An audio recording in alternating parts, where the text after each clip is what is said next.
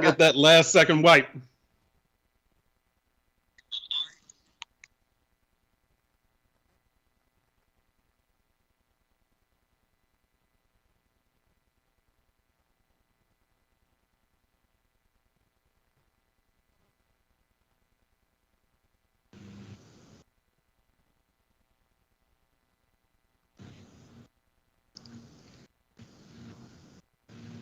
I think we just had to have you come to the team, Perk. That's the difference, right? Get rid of that Omar character and bring in Perk. You think it's as simple as that? Yeah. Let's not start counting chickens yet. But yeah, maybe. Hey, I made myself the stock down on the grades. Oh, you did? Yeah, so I'm trying to get back in the good graces now. Trying to wiggle my way back in, Dave. You're stock down for your prediction. I mean, we're not going to be taking bad grades for predictions, are we? Because no. I was stock down because I doubted whether Tua could throw deep, and I said they were going to win 8 games. It was from the first deep dive with Perk. I gave myself a stock down. That's good. It's good. It's good to be honest, Perk. Yeah, it's first time. I'm trying this thing out. This honesty thing.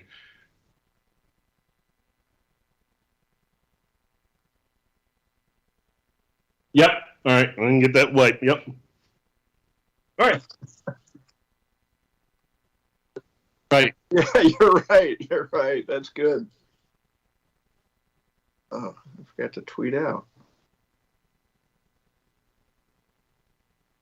Did you tweet it out, Perk? I did at 15 too. One of Omar's jobs was to remind me. Oh, okay. To tweet it. The torch is passed. Yeah.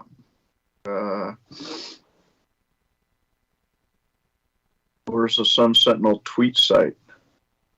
Here we go. All right. Okay, let's go. Okay.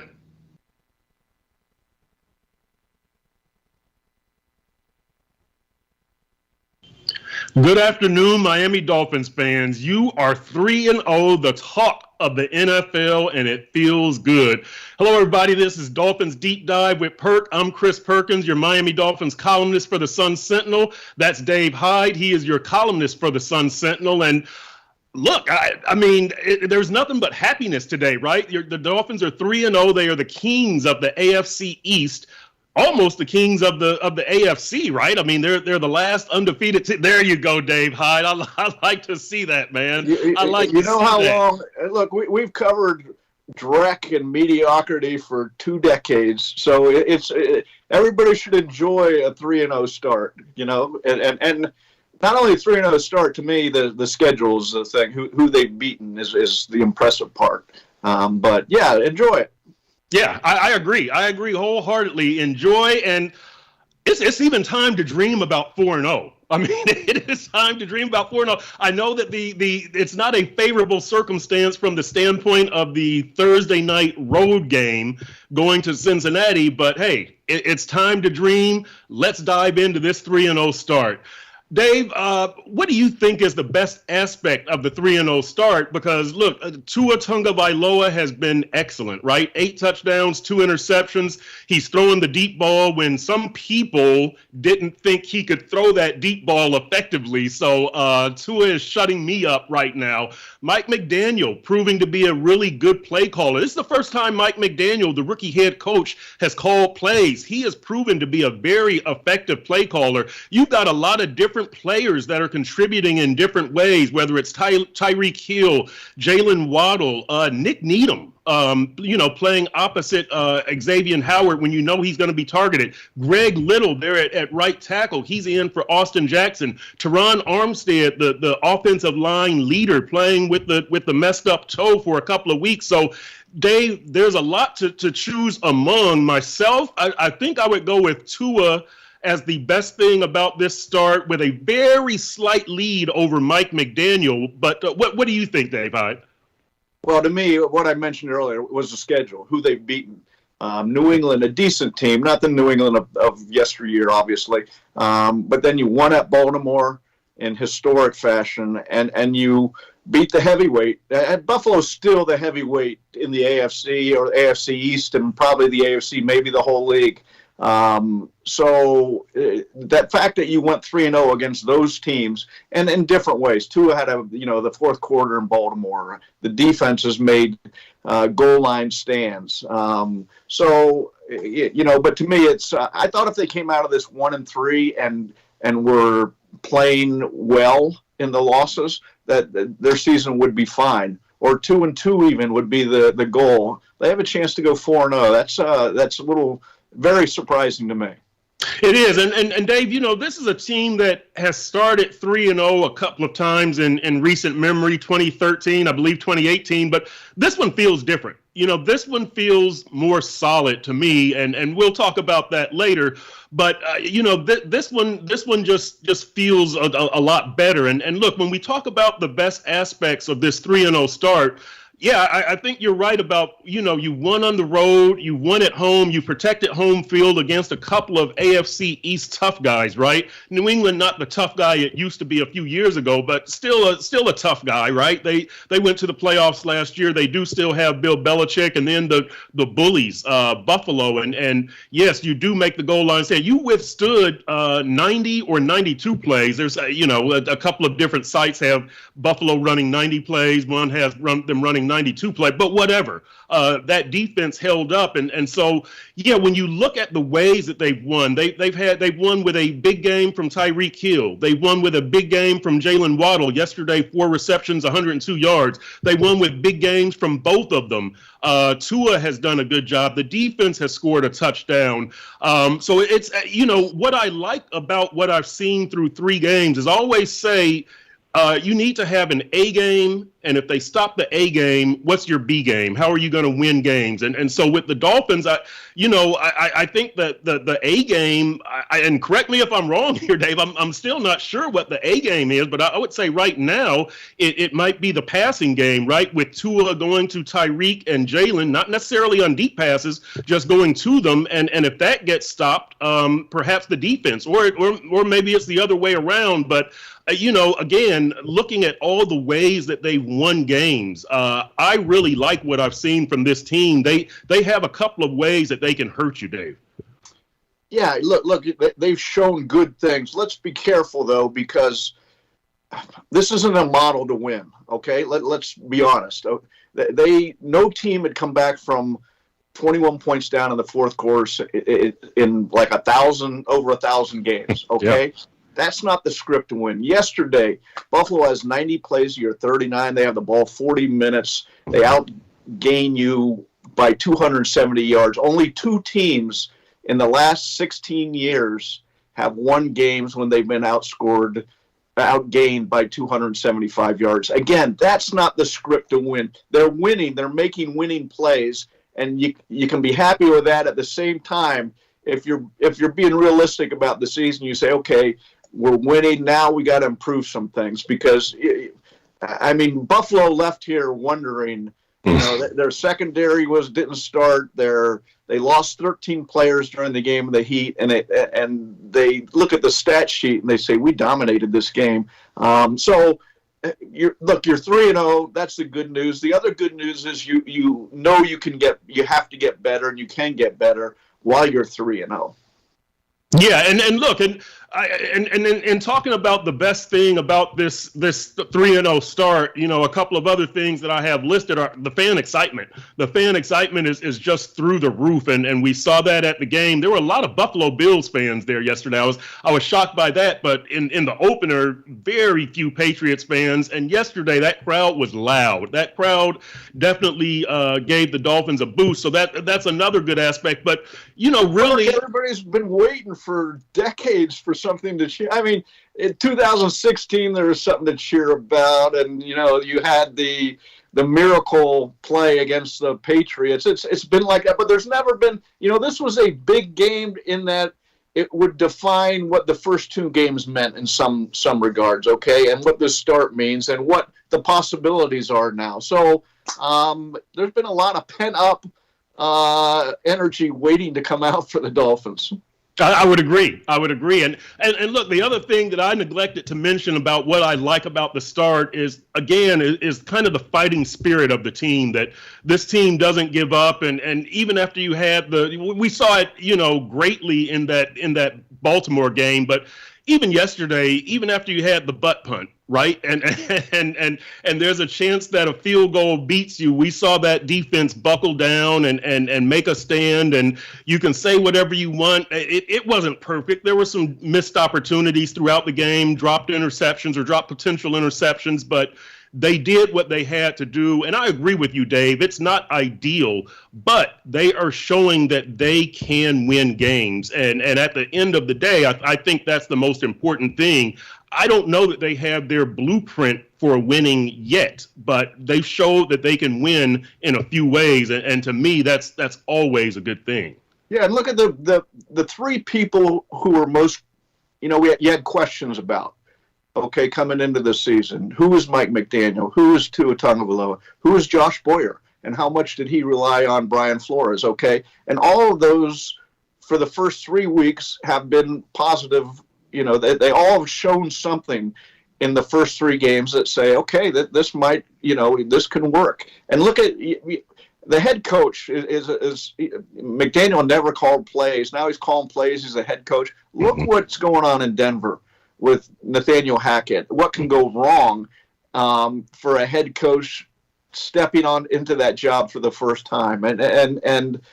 So that's the other good thing of the start, is you're getting positive answers and positive reinforcement from, to me, those 3 guys who you came into the season saying, okay, we're going to find out a lot about them.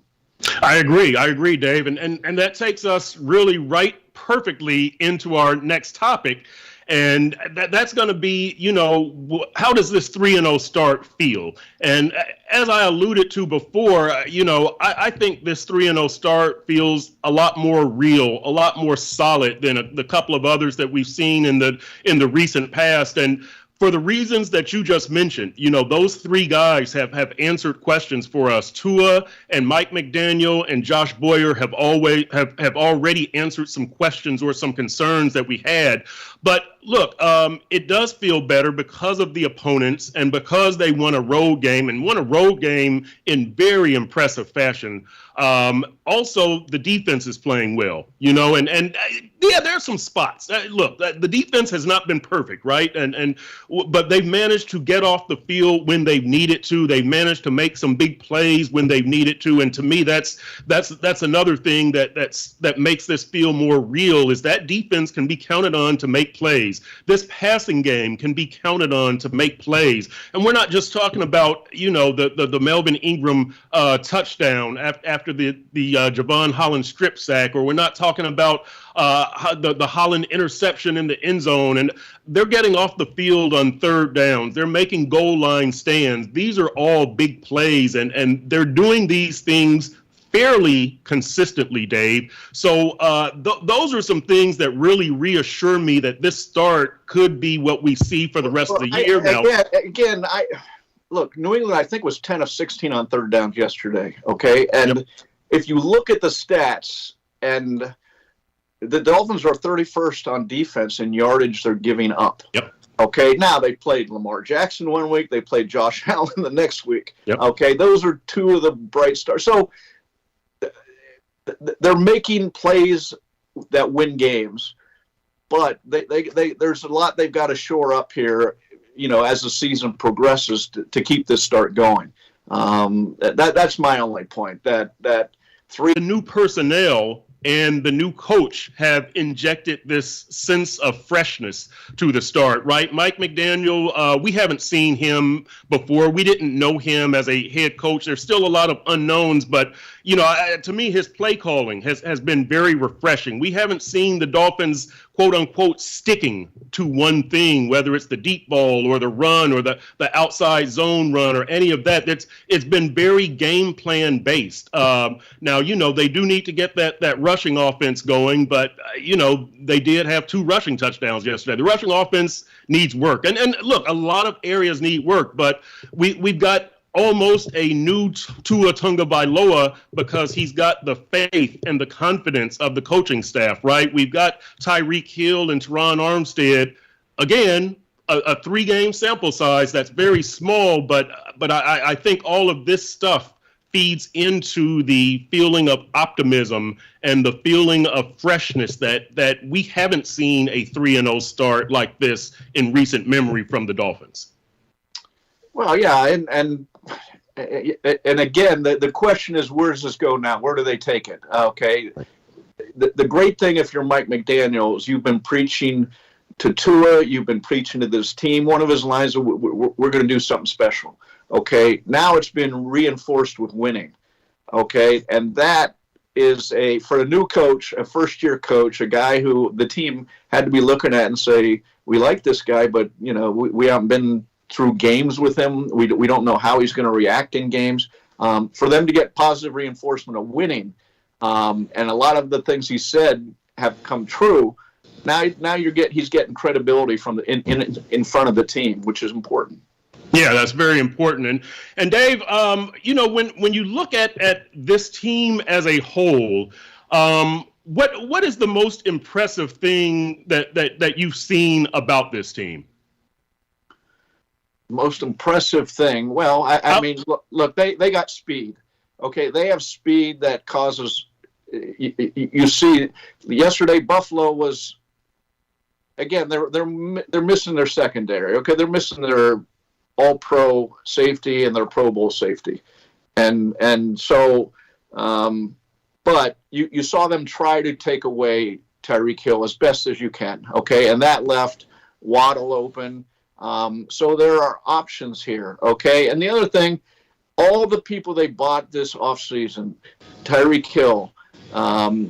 Armstead locked down Von Miller. He didn't hear him all game. Okay, and that's what you need from the guy you just invested a lot of money. You can go into a game knowing, okay, he can go one-on-one against the other team's best pass rusher and neutralize him. Okay, so.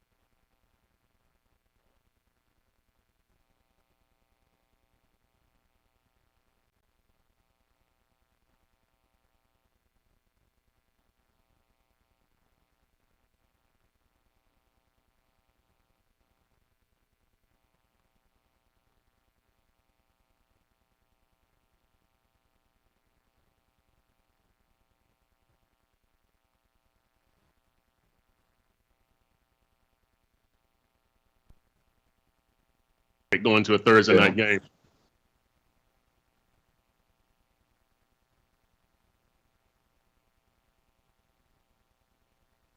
Oh, okay.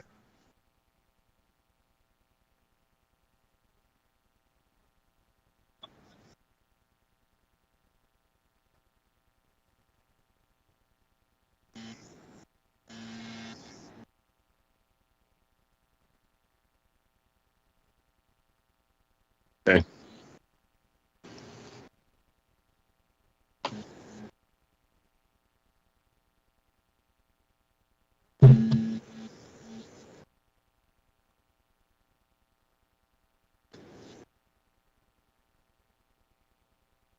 All right.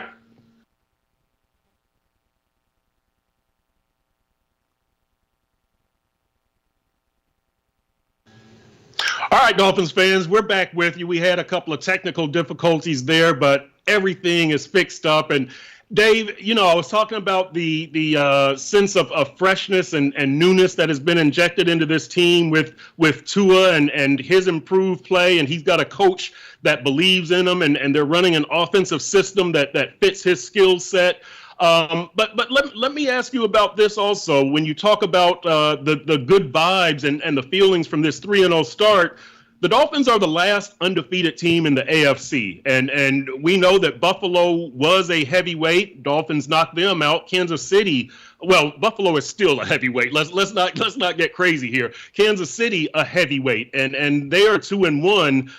The significance of the Dolphins being 3-0 to me, I think it does send kind of a statement out there, considering who they've beaten and that they are the last undefeated AFC team. Philadelphia in the NFC is 3-0. We'll see what happens with the Giants tonight when they play Dallas. The Giants are 2-0. Oh, come on, but the Giants are they're just slipping through, right? Okay, I mean, let's not put them in the conversation, right?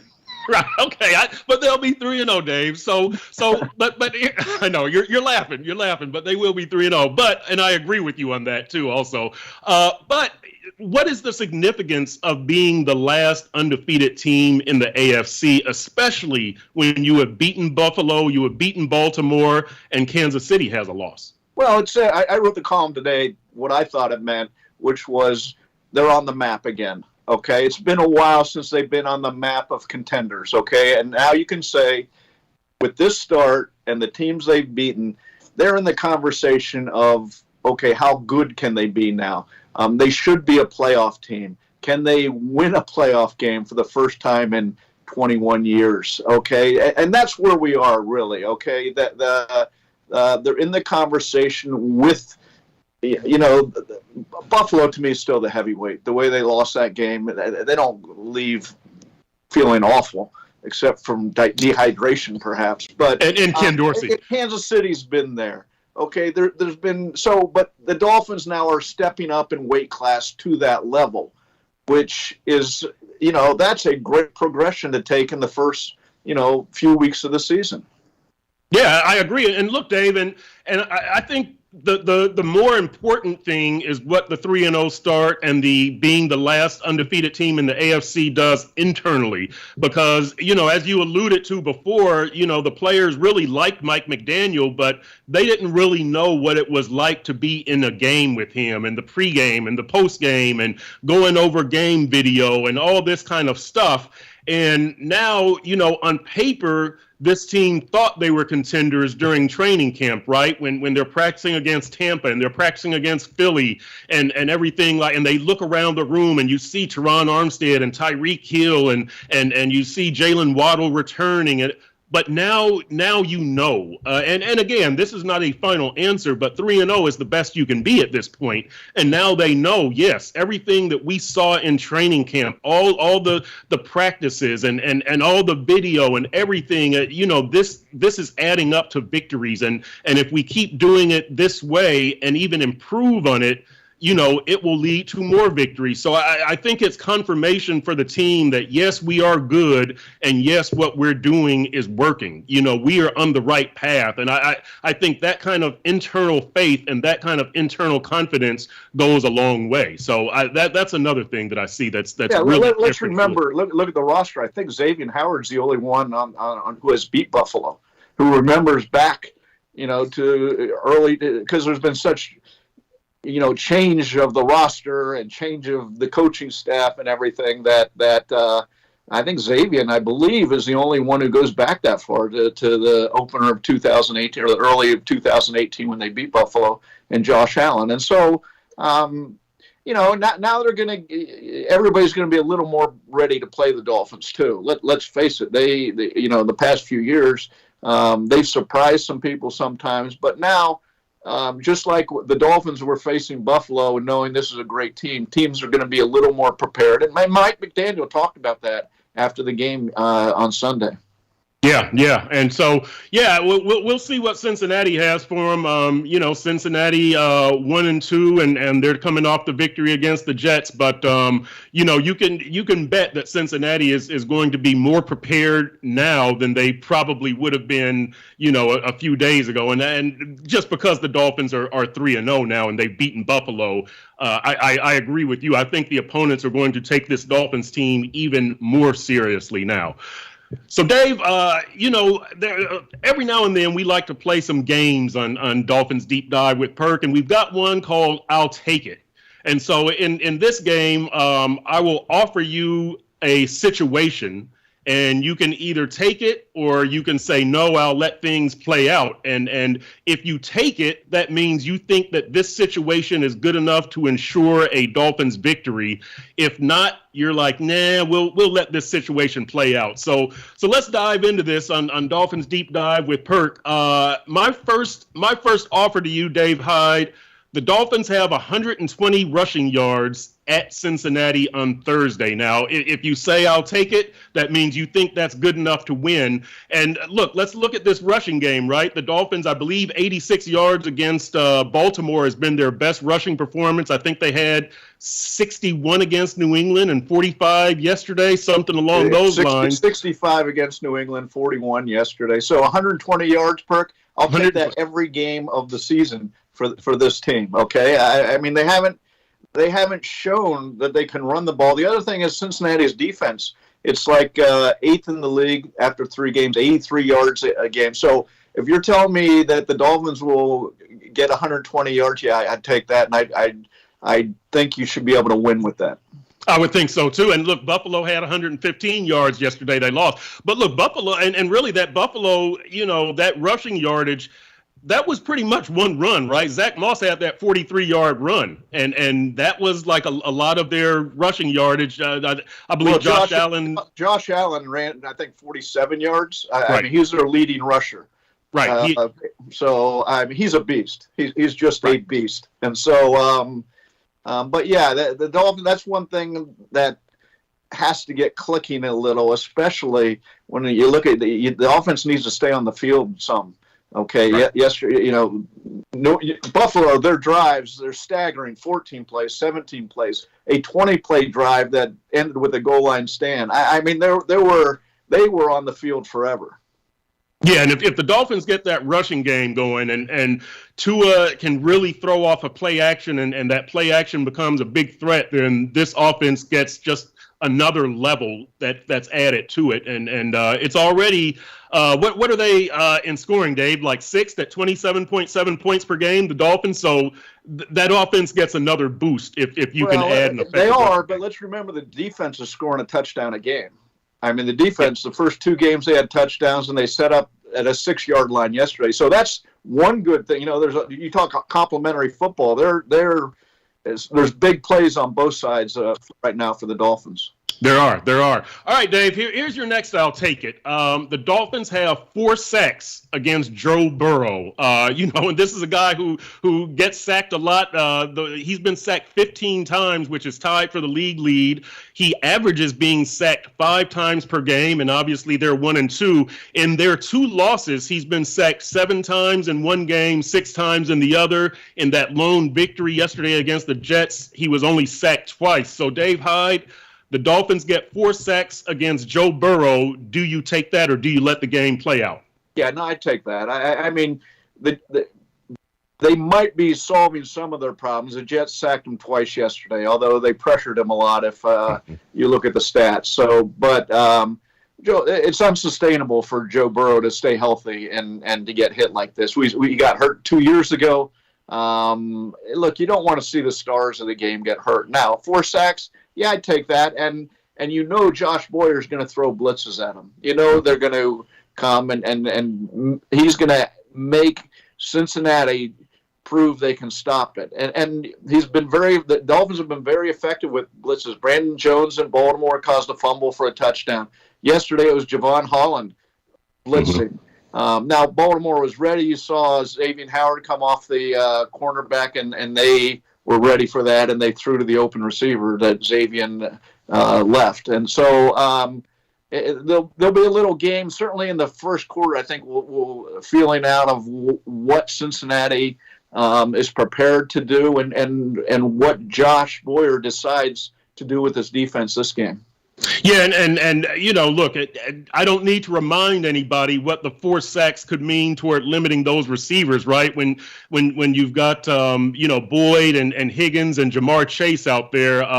By the way, Joe Burrow right now 6 touchdowns, 4 interceptions. So I think the 4 sacks, I would take that also, because I think that would go a long way toward keeping him from getting into a rhythm. And look, with this Dolphins defense, 4 sacks, one of those might be a strip sack. So yeah, I would take my chances. Now the Bengals had the 4 new offensive linemen this year. Yep.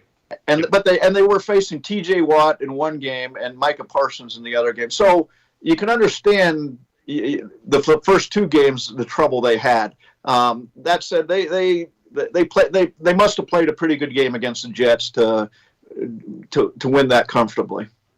All right, Dave, our last, I'll take it here. The Dolphins score 24 points in this game. Would you think that that's enough to win? Now, the Dolphins have won.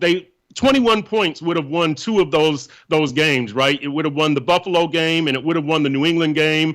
Obviously 24 points wouldn't have won that Baltimore game, but the Bengals have only scored more than 20 points twice this season. So, Dave, again, the Dolphins go on the road on Thursday night at Cincinnati. They get 24 points. Is that good enough to win? Will you take that? Here's your concern for me for Thursday night. Your defense just played 90 plays. That's last year. Most of the games are in the 60s. 2 of them are over 72, and the highest, 81, was Las Vegas, where they played a full overtime, 5 quarters. Okay, so 90 plays is off anybody's chart of what you expect going into a game. That's a game and a half almost when you look at the stats. So what shape is your defense going to be in? These guys were exhausted yesterday. Javon Holland, you talking to him, he just said, I'm worn out. He played every play. What shape are they going to be in Thursday night? Okay. So 24 points. I think just guessing going in, you're going to need more than 24 points.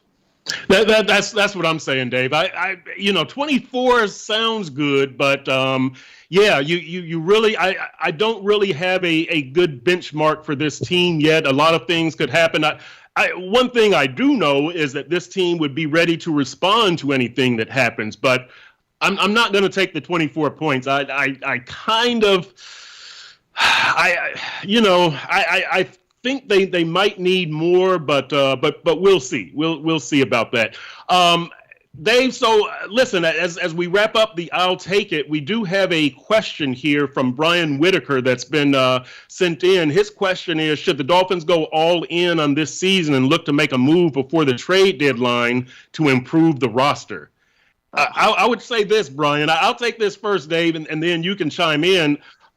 You're always looking to tweak and make improvements, but at this point, I don't see anything that's a big need. Your offensive line, you got Brandon Shell on the practice squad. We'll see what happens with Austin Jackson, but everywhere else, I right now, I don't think you need a major move. You're always looking to improve, but at this point, I don't think you need a major move to your starters or your primary backup. So, major move. I don't see that that you would need to make a major move. A move, yeah, you'll look to make a move, and that was Brian's question. But I would say a major move, I don't see that one is necessary yet. What are your thoughts, Dave? My thought, they went all in the offseason. Okay, they made the kind of moves that a team makes. Big contract for Tyreek Hill, big contract Teron Armstead. They got Cedric Wilson. You can go down the list of the to-do list, and they went out and they spent money. They went all in. Those are types of a team makes when they think they're close, okay? Or when you're in the fourth year of a rebuild and you better start showing some results. And that was the case with them. But all their buys are working out right now. Yeah, and look, we'll take one more question here. This one is from Rhinos YTH. And Rhinos YTH asks, is coaching as important as the on-field talent? Me? No, I'm always it's all about the talent. It's all about the players. Now, coaching is close behind that, but I'm always a guy who says it's more about the players than anything else. Dave Hyde, you're an expert on this. Look, you've got the two books right behind you, right? From the master Jimmy Johnson there over your left shoulder and the perfect season. Swagger, yeah, and then we got the Still Perfect book on the 72 Dolphins, forward by Don Shula. So I got Shula and Jimmy. It's great people to work with. Great. Right. So you tell us what's more important. What have you seen from these? What have you learned from these two books that you've written there? Well, here's what I say, that you need both. Okay, people. This is the Brady Belichick argument. Who's more important? You need both. Okay. Look at Belichick needed a great quarterback, but to sustain the success that Brady had, you needed a great coach and a great organization. So you can't do anything without talent, okay? You can't. Look what Tyreek Hill has brought here, okay? Mm-hmm. Look what Armstead, how he's transformed what they can do on offense. But look at the schemes that Mike McDaniel is bringing too. Again, the pre-snap motion, the influences to the defense, the simple plays that are dressed up and are, compare this to a year ago when you didn't know who was calling the plays on the offense. They refusing to say it was this Mickey Mouse, just an awful. So yeah, the coaching matters. Absolutely, it matters. You need them both. Yeah. I don't know if that's an acceptable answer. We're gonna have to go out. We're gonna have to go to Rhinos YTH to see if that's an acceptable answer, Dave. But yeah, I hear you. I'm a guy who says it's mostly about the talent, and so yeah, that's always where I come down on that one. So all right, so we'll wrap up that part of Dolphins Deep Dive, and we will go into our final segment here, and it's the game predictions, Dave Hyde. So let's dive in. This is where you get in trouble, Perk. Right here. This is it. This is the one. You get in trouble here. Yeah, I've gotten in trouble in a lot of ways here. I'm trying to dig myself out of trouble, but I think I need a tractor or something like that to dig myself out of the hole that I'm in. But anyway, look, this is another big game for the Dolphins, a big road game, short week. And look, Dave, we haven't even talked about Tua Tagovailoa's health, which could be a factor here in this game. The back/head injury. It was announced in the press box that Tua had a head injury. He said after the game it was more of a back injury. But whatever the case, there's a chance that he's limited in this game on Thursday. We don't know that. We'll wait and see. But there's a chance. Look. I'm going to go out here with my prediction. I'm going to say Dolphins 27-16, and just being that I didn't take the 24 points, saying that wasn't going to be good enough in our I'll take it game. So I'm going to say Dolphins 27-16. That would be a very good offensive showing, considering Tua could be limited. Considering they've had some offensive line issues that haven't been an issue so far, mostly at right tackle, and the running game hasn't gotten going. That would be a very good offensive performance, and I'm picking a very wide margin there, almost a blowout by NFL standards at 27-16. But Dave Hyde, what are you seeing for this game? You're making it up for your past sins, Perk. With 11 points, that's a lot. That's a lot. I think. Thursday nights are always weird. I remember ripping the Dolphins when they last played in Cincinnati, 2017 maybe, and saying that they lost like 22-6, just an awful game. And Mike Tannenbaum, how can you rip us on a Thursday night? And I said, your roster that you assembled, and look, it played out. I think this is a outlier game, and I'm going to go with Cincinnati. Just their home. And the Dolphins just had a heavyweight battle. That was trading punches with Buffalo. The defense is just worn out. So I'll go with Cincinnati 26-21. But to me, it won't take any. If they lose this game, it won't take any shine off the start for them, and you've seen who they can play with and how they can play. Right, I agree that well, see if you agree with this, Dave, and I think the Dolphins are playing with house money with this game now. The Dolphins players should not say that, and the Dolphins coaches should not say that, nor should they think that. But will it be tough keeping that mentality out of that locker room? Now, from what I've seen of this Dolphins team, I think that they can handle it. I don't think that they're going to go in with that attitude, but I think, to me and a lot of the football watching public, the Dolphins are playing with house money in this game. What are your thoughts on that, Dave? Well, look, they're 3-0. Again, the only team. So, yeah, but that's not how players think or coaches think. It's how media thinks and fans think, okay? And so they go 4-0, and all of a sudden you're talking, okay, a home playoff game. Well, can they keep this going enough to, seasons turn real quick in the NFL. But after this four game start, the schedule lightens up for the Dolphins, okay, and so they could be off to a really good start in the first half of the year. All right, that's it. That's this Dolphins Deep Dive with Perk. I'm Chris Perkins. That's Dave Hyde, and we will talk to you guys next week. We'll see if the Dolphins are off to a 4-0 start. That's it from now. Tune in next week. We'll talk to you then.